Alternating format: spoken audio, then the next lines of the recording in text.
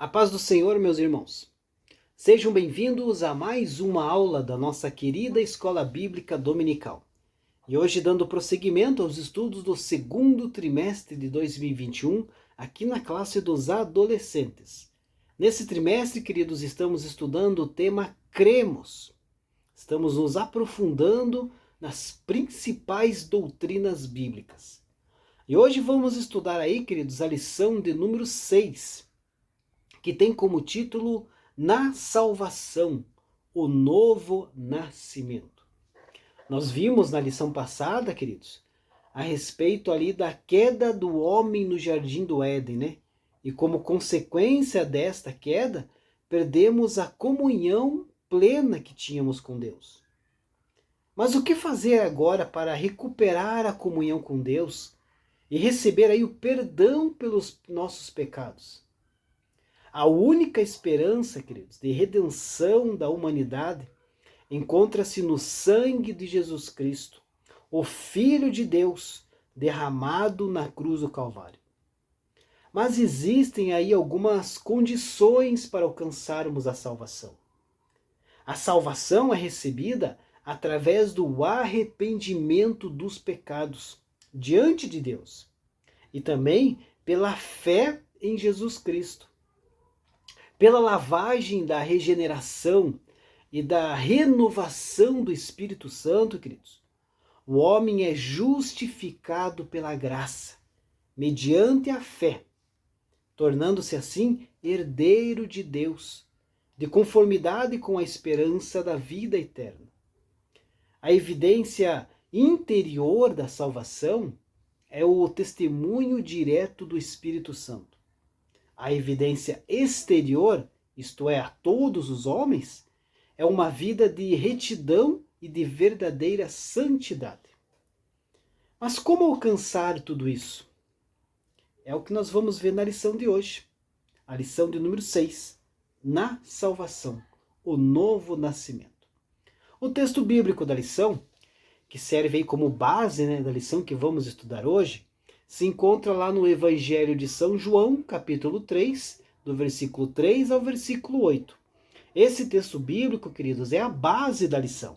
Então, se você não possui a lição em mãos e quer aí acompanhar esse estudo bíblico, faça a leitura dessa passagem bíblica, João, capítulo 3, do versículo 3 ao 8, que aí, como eu falei, é a base da lição que vamos estudar hoje. Já o destaque da lição, queridos, diz assim: Jesus respondeu: Eu afirmo ao Senhor que isto é verdade. Ninguém pode ver o reino de Deus se não nascer de novo. João, capítulo 3, versículo 3. Aqui na nossa lição diz assim: Jesus é o cordeiro que foi morto desde a fundação do mundo. Apocalipse 13 e 8. Este versículo mostra que Deus não foi pego de surpresa quando o pecado adentrou ao mundo. Lembra daquela qualidade divina que estudamos na lição 2, a onisciência? Isto é, Deus conhece todas as coisas antes de acontecer.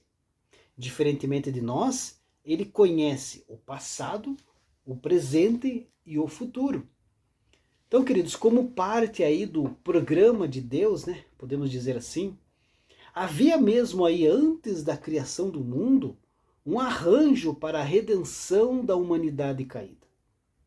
Noutras palavras, a morte de Cristo para resgatar-nos de nossos pecados, Não era aí um plano alternativo e nem um remendo, Mas uma solução definitiva encontrada por Deus.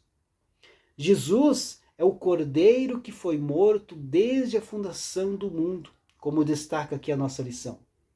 A provisão fora decretada pela presciência de Deus, antes mesmo da queda do homem no Éden. O cristianismo, queridos, não é uma mera religião. Foi instituído na mente de Deus antes do alvorecer dos tempos. Essencial para se compreender a conexão entre a morte de Cristo na cruz do Calvário e a nossa salvação, acha-se então o conceito de sacrifício. Esta instituição, querido, foi então ordenada por Deus a fim de nos servir de perpétua lição a respeito do pecado, da santidade, da culpa e da pena pela transgressão. O sacrifício é uma prática aí universal, acha-se presente em quase todas as culturas. Até mesmo na sociedade moderna, sente-se a necessidade de se fazer expiação pelos pecados. Desde Gênesis, a prática do sacrifício jamais deixou de estar presente na história humana. Sob a lei de Moisés, por exemplo, Deus ali providenciou uma maneira de os israelitas obterem o perdão dos seus pecados, não é verdade? Eram os sacrifícios cruentos. O sacerdócio levítico é rico em tipos e símbolos que apontam para Jesus Cristo. Ao mesmo tempo, queridos, proveu ali uma maneira de se lidar com o pecado e com a culpa. Pela fé, Abraão, Moisés e todos os seus descendentes espirituais aceitaram o que Deus havia provido através de sua graça. Eles ofereceram então sacrifícios a Deus e foram plenamente perdoados. O derramamento de sangue, queridos, era parte então essencial dos sacrifícios do Antigo Testamento, pois como está escrito, o salário do pecado é a morte. Romanos 6:23. Além do mais, o sangue representa a vida, né? E a vida derramada na morte. A lei de Moisés deixava então bem claro que quase todas as coisas, segundo a lei, se purificam com sangue. E também, sem derramamento de sangue, não há remissão. O sacrifício de touros e bodes, embora fosse ali uma boa instituição, era apenas temporário. Faltava-lhe a perfeição de um sacrifício único e definitivo, pois o sangue dos animais sacrificados jamais poderia tirar-nos os pecados. Apenas como se passasse ali uma borracha ali, um pouquinho, mas não era definitivo. Deus, porém, queridos, o aceitava por tipificar o sangue de Cristo que nos purifica de todo o pecado. Mas vindo então a plenitude dos tempos, Jesus ofereceu-se como sacrifício único, perfeito e insubstituível. O primeiro ponto aqui da lição, queridos, a expiação. Expia o quê? Está fazendo uma pergunta. Para compreendermos o valor da morte de Jesus de Nazaré, sua conexão com a nossa realidade de pecado e a salvação da vida através da cruz do Calvário, precisamos saber o conceito de expiação. Então, queridos, expiação é a tradução da palavra hebraica kippur, uma forma aí intensiva que significa cobrir com um preço. Isso mesmo, cobrir com um preço. O pecado, queridos, separa o homem do Deus Santo, não é verdade? Ele não pode aí tolerar o pecado do homem. A expiação é o ato divino mediante o qual o pecado é coberto pelo preço do sangue derramado, mostrando que o salário da transgressão já está pago. Isto mesmo. E assim, Deus pode olhar para nós mais uma vez com favor. Mas eu pergunto para você, como ocorreu a expiação? Você sabe como que ocorreu a expiação? Deus, queridos, Deus não é somente santo, né? Ele também é amor. É um dos seus atributos. E em seu infinito amor, queridos, ele dispôs-se a sofrer a pena pelos nossos pecados. É por isto que a santidade e o amor de Deus convergem sobre a cruz de Cristo. Aí, queridos, a santidade divina é plenamente satisfeita e o seu amor exibido aos olhos do universo. Jesus, o sacrifício perfeito, suportou em sua própria pessoa a ira de um Deus ofendido pelo pecado, para que os transgressores não sofressem a punição eterna, que seria o lago de fogo. Então Jesus veio, sofreu, morreu em nosso lugar. Nós éramos merecedores de estarmos naquela cruz, e não Jesus. Jesus não tinha pecado, mas nós sim. Fomos nós que desobedecemos através de Adão e Eva os mandamentos de Deus. Nós tínhamos que ser crucificados pelos nossos pecados. Mas Jesus pagou o preço em nosso lugar. Graças a Deus por isso, pois nós não teríamos capacidade de fazer isto. O ponto 2 aqui da lição, a morte substitutiva de Jesus. Ali no final, lá no último parágrafo, diz assim: Deus enviou seu Filho para morrer por nós de uma vez por todas, a fim de que nunca mais homens e mulheres precisassem de qualquer sacrifício para tirar o próprio pecado. Jesus morreu em nosso lugar.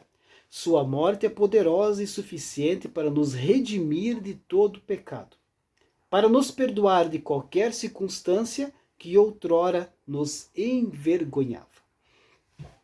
Então, queridos, na expiação, nós estamos falando agora há pouco, há diversos termos que precisam ser explorados, para ter aí um melhor entendimento.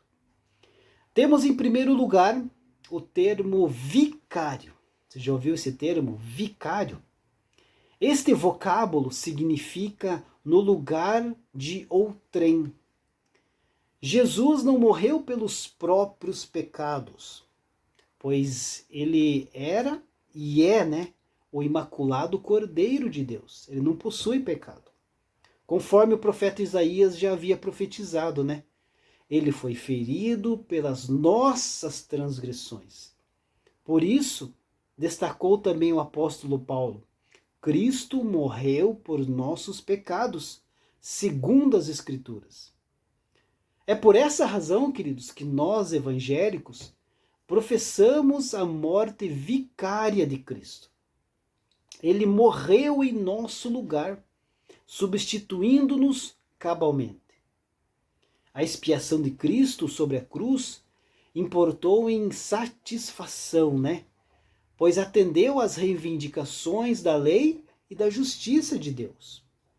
Ela proveu-nos um ponto de apoio, para que Deus nos olhasse como se fôramos justos, E de fato agora somos, graças a Jesus. A justiça de Deus, pela fé em Jesus Cristo, queridos, é para todos e sobre todos os que crerem em Jesus. Porque não há diferença entre um ou outro. Porque todos pecaram, e destituídos estão da glória de Deus, sendo então justificados gratuitamente pela sua graça, pela redenção que há em Cristo Jesus. A expiação provida por Cristo, queridos, também traz aí a ideia de redenção. A sua morte é apresentada então como o pagamento de um resgate, Como fosse ali um preço exigido para se pôr um escravo em liberdade. Não é verdade? Lá em Mateus 20 e 28 e Marcos 10 e 45, retratam a Cristo como o que veio dar sua vida em resgate de muitos, isto é, de todos quantos nele confiam. A obra de Cristo, queridos, também é referida como redenção. O que foi pago? A quem, ou melhor dizendo, a quem foi pago esse resgate, A quem foi pago o preço que Jesus pagou? Para quem que foi pago? Certamente, queridos, não foi a Satanás, como pensam alguns teólogos, Nada devemos a Satanás. O resgate, o preço ou a dívida pelos nossos pecados é para ser apresentado única e exclusivamente ao Deus justo, pois é a Ele que nós havemos ofendidos com nossos pecados e com os nossos delitos. Mas como não podíamos pagar semelhante resgate, semelhante preço, Jesus então apresentou-se para quitá-lo em nosso lugar. Jesus pagou o preço que o caráter de Deus requeria. Temos uma bela ilustração desse fato, queridos, lá no livro do profeta Oséias, né? Deus envia o profeta a resgatar a esposa que o havia abandonado para servir a falsos profetas, né? Mas que acabara de ser posta à venda como escrava. Ela não podia remir-se a si mesma. Quer dizer, ela não podia pagar o preço por ela mesma.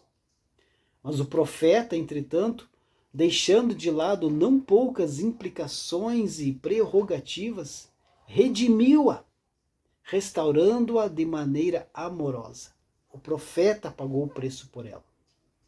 O custo que Deus teve de despender para redimir-nos foi muito alto, queridos. Foi a morte do seu único filho, Jesus Cristo. Quais os resultados da maravilhosa realização de Cristo no Calvário? Você sabe? Como resultado, nós conseguimos ali perdão das transgressões e dos pecados. Mediante a sua obra expiatória, a dívida que não podíamos pagar foi plenamente quitada. A mancha do pecado foi para sempre apagada. A lei já não pode aí apresentar qualquer reivindicação contra nós, porquanto temos recebido a Cristo pela fé. Também há aí o livramento do domínio do pecado. Além de ter a culpa totalmente removida, como se jamais houvera pecado em toda a sua vida, o crente também, queridos, é liberto, através da obra expiatória de Cristo, dos grilhões que o prendiam ao império do pecado. Embora possamos vir a pecar, depois de havermos recebido a Cristo como nosso Salvador e Senhor de nossa vida, pois ainda somos, criaturas limitadas e falíveis, nós podemos contar com a ajuda do Espírito Santo para não mais vivermos na prática do pecado. Podemos pecar sim, mas o pecado já não faz mais parte da vida do crente. É como se fosse um acidente de percurso. Você já não faz o pecado por prazer, como fosse uma coisa rotineira. Você comete pecado, mas no exato momento o Espírito Santo te mostra que você pecou e você pede perdão e Deus te perdoa através do sacrifício de Cristo. O último ponto da nossa lição: eu nasci de novo. Lá no último parágrafo diz assim: quando nascemos de novo, não significa que nunca mais pecaremos, pois somos falíveis e de carne e osso, foi o que eu acabei de dizer. Mas temos o Espírito Santo que conscientiza-nos dos nossos pecados e a Jesus Cristo, o Filho de Deus, que está à destra do Pai como nosso advogado fiel, intercedendo por nós. Então, queridos, tudo o que a pessoa precisa fazer para ser salva da ira divina é olhar para Cristo e viver. Simples, né? A salvação não consiste numa série complicada de ritos ou numa série de passos místicos. Ela ocorre instantaneamente na vida do que de maneira sincera, Isso é muito importante, de maneira sincera, busca a Deus. Embora o Espírito Santo não restrinja a liberdade do indivíduo, chama os pecadores a virem a Cristo Jesus. Esse trabalho do Espírito Santo, esse de chamar os pecadores, é chamado de a doutrina da vocação ou do chamamento. Tanto os arminianos quanto os calvinistas concordam de que é realmente Deus quem dá o primeiro passo na salvação dos pecadores. É Ele quem expede o convite. É Ele quem lhe envia a mensagem te convidando a aceitar a Cristo para a remissão dos seus pecados. Mas você sabe também o que significa a palavra conversão? Sabe o que significa conversão? Conversão significa dar meia volta. As Escrituras fazem muitos apelos aos pecadores para que se voltem a Deus, não é verdade? A conversão é a resposta do pecador ao convite conferido pelo Espírito Santo, que eu acabei de dizer sobre esse convite. O voltar-se a Deus, queridos, é composto então por dois elementos. Primeiro, arrependimento. Segundo, fé em Jesus Cristo. Esses são os dois elementos principais da verdadeira conversão. Assim como a conversão é a resposta humana inicial, a regeneração é a resposta de Deus, a operação do seu Espírito Santo no coração do novo crente. É a concessão da vida espiritual. A regeneração significa nascer de novo, nascer do alto, nascer do Espírito, nascer de Deus. É a concessão de uma nova natureza. As coisas velhas já se passaram, agora tudo se faz novo. A regeneração, queridos, é um ato criativo de Deus. Em lugar de depravação que nos escravizava, temos hoje uma nova natureza. Somos da família de Deus. Olha só que maravilha, agora somos da família de Deus. Nós fomos adotados por Deus através de Jesus. Adotar aqui significa literalmente pôr como filho. A grande passagem que nos desvenda essa verdade, queridos, é Gálatas, capítulo 4, do versículo 1 ao 5, onde Paulo declara que agora somos filhos de Deus por intermédio dos méritos de Cristo. O apóstolo Paulo explica que, na mente de Deus, a adoção fora provida aos crentes antes da fundação do mundo. Mas somente nos apossamos desse privilégio quando recebemos a Cristo como nosso Salvador. Enquanto você não aceitar a Cristo como Salvador e entregar a sua vida a Cristo, nós somos apenas criaturas de Deus. Mas a partir do momento que você aceita Cristo como Senhor e Salvador de sua vida, você não é apenas uma criatura de Deus.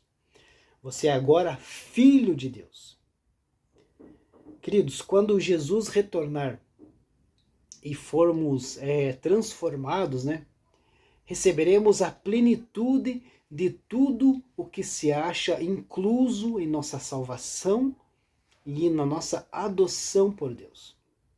Receberemos corpos novos, incorruptíveis e imortais, não mais sujeitos à decadência, às enfermidades, à morte.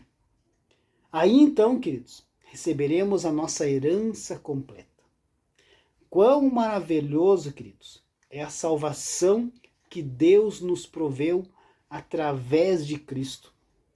Fomos salvos, estamos sendo salvos e ainda seremos salvos.